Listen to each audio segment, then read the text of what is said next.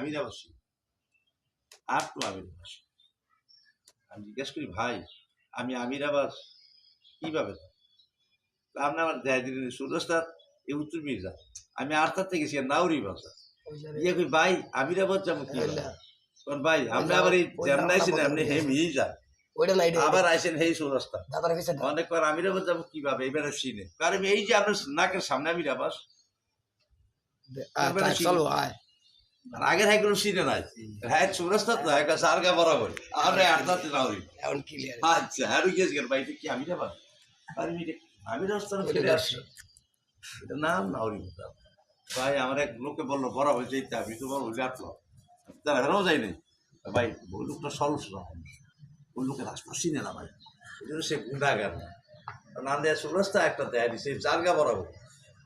আবার ব্যাগে গেছে না এখন ভাই আমি আমিরাবাস কিভাবে হ্যাঁ এখন আমিরাবাস চিনে পরে আমি আমিরাবাস এই যে আপনি 10 টাকায় কেন পড়ি তো আমিরাবাস আপনার নাকের সামনে আমরা আমার আমিরাবাস আমিরাবাস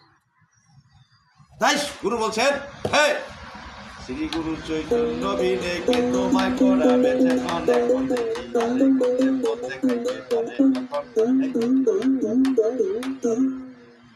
আমিও মূর্খ বই বলো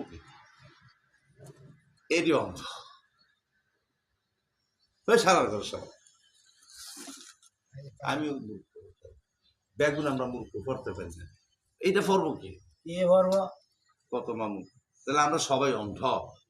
কিন্তু আমরা সুখ আছে পড়তে পারি না আমরা জ্ঞানহীন অজ্ঞ এই সমাধানটা হবে শিক্ষাগুরুর কাছে যেখানে প্রফেসর প্রিন্সিপাল হেডমাস্টার আবার ব্যায়ানের সকালে মুসি মাস্টার তোর অভাব নেই হ্যাঁ যাইতেইব আউযু বিল্লাহি মিনাশ শাইতানির রাজিম আমি যে শিখলাম কোথায় আমার গুরুর কাছে গিয়া উনি আমার প্রথম গুরু আমার প্রথম মুখের জবান খুলেছে দ্বিতীয় ইসমে আজম কি বলছেন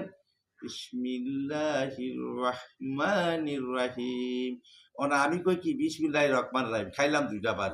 আমি কি রহমান করছি রে আমি কইছি বিসমিল্লাহির রহমানির রহিম বাবারা রে বিদ্যা অর্জন করতে আরেক বিদ্যার কাছে গেলে সিনানি বিদ্যা অর্জন পাইবেন না আমি গেছি ফুটকি মারা দিতে রাস্তাঘাটে পোলা বানলে শয়তানি করি পারি হালিক মারি হাউয়া মারি তা আমি আর জ্ঞান পাবো একটা দাদা